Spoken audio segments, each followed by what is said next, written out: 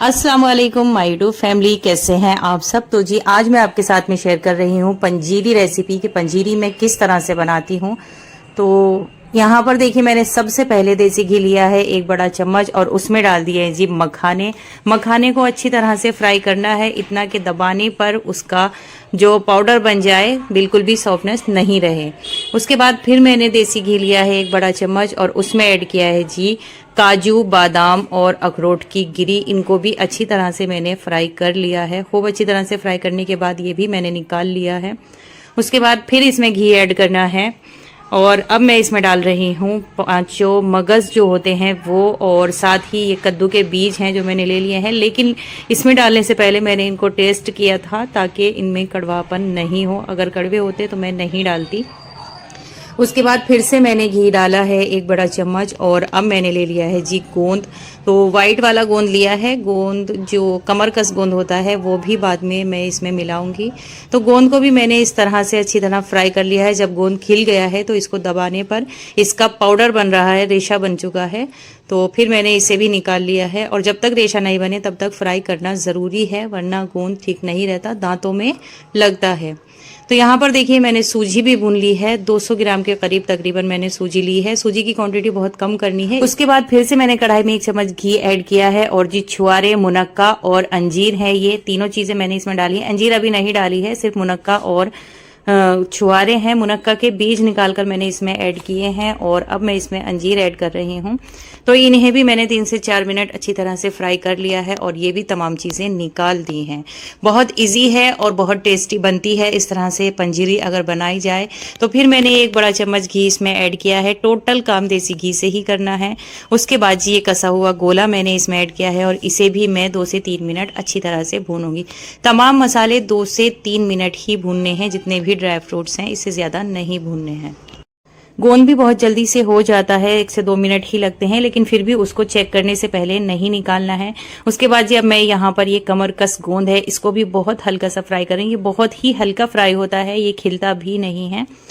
तो इसको भी मैंने अच्छी तरह से फ्राई कर लिया। तो यहाँ पर देखिए तमाम मेरे जितने भी ड्राई फ्रूट्स हैं सभी मैंने फ्राई करके रख लिए हैं। तो अब है जी इनको बारीक मिक्सी में पीसने की। कुछ जो ड्राई फ्रूट हैं वो पीसेंगे और कुछ ड्राई फ्रूट्स हैं जो कुटेंगे। तो यहाँ पर देखिए ससुर जी मेरे साथ में लगे हुए हैं। ये उस वक्त की वीडियो है जब घर में कोई भी नहीं था, तो सिर्फ मेरे ससुर और मैं, हम दोनों ने ही मिलकर ये पंजीरी तैयार की थी। कुछ मैंने किया था और कुछ उन्होंने इसमें हेल्प की थी। ये वीडियो मैंने काफ़ी दिन पहले ही बना ली थी, मतलब जब मुझे पंजीरी की ज़रूरत थी। अब तो खैर मेरी पंजीरी भी निमट चुकी है, बस वीडियो मैंने आपके साथ में शेयर नहीं की थी। तो आज मैंने सोचा कि यही वीडियो शेयर करती हूँ।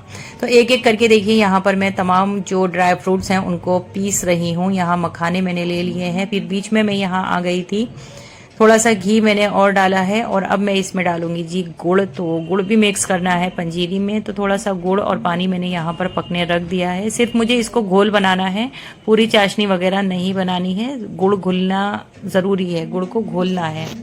तो यहाँ देखिए लगभग सभी मेरे ड्राई फ्रूट्स पीस चुके हैं। काजू, बादाम, अखरोट का भी मैंने अच्छे से पाउडर बना लिया है, मखानों का भी पाउडर बना लिया है और गोंद को भी मैंने अच्छे से पीस लिया है। अब ये मैं गोंद ही है जो डाल रही हूँ। ये देखिए गोंद कुछ इस तरह से हो चुका है। अब मुझे ये नहीं पता कि ये लिक्विड फॉर्म में कैसे हुआ, कोई पानी वगैरह नहीं डाला है, सिर्फ घी ही डला हुआ है। अब लिए हैं मैंने ये 5 मगज हैं इसमें और कमरकस गोंद है, जो भी चीज़ें हैं इनको सबको मैंने पीस लिया है अच्छी तरह से। बस तमाम चीज़ें मेरी पीस चुकी हैं। अब इन सबको मिलाने की है जी बारी। तो यहाँ मैंने सबसे पहले सूजी ली है, 200 ग्राम में से भी मैंने थोड़ी सी सूजी बचा ली है और यहाँ पर गोला मैं इसमें ऐड कर रही हूँ। जो गोला मेरा कसा हुआ है उसको भी फ्राई मैंने कर लिया था, तो वो ऐड कर रही हूँ। और ये तमाम चीज़ें हैं पिसी हुई। यहाँ पर देखिए ये खसखस पाउडर मैंने बना लिया है और साथ ही ली है दखनी मिर्च। तो दखनी मिर्च मुझे डालनी है, वरना ऑप्शनल है, कोई अगर पसंद करता है तो डाल सकता है, वरना नहीं डाल सकते। मुझे अच्छी लगती है तो मैं डाल देती हूँ।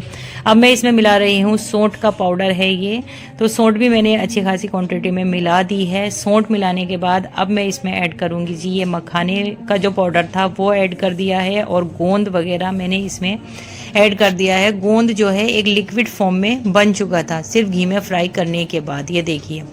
تو کمر کس گوند بھی کچھ اس طرح سے ہو چکا ہے، اور جو دوسرا والا گوند تھا وائٹ والا وہ بھی اسی طرح سے لیکوڈ فارم بن گئی تھی، پانی وغیرہ نہیں ہے، صرف گھی میں جو اس کو فرائی کیا ہے اسی کی وجہ سے یہ ایسا ہو گیا ہے۔ تو تمام چیزیں اب اچھی طرح سے میں ملا رہی ہوں، بہت ہی اچھی اور ٹیسٹی یہ پنجیری میری بنی تھی۔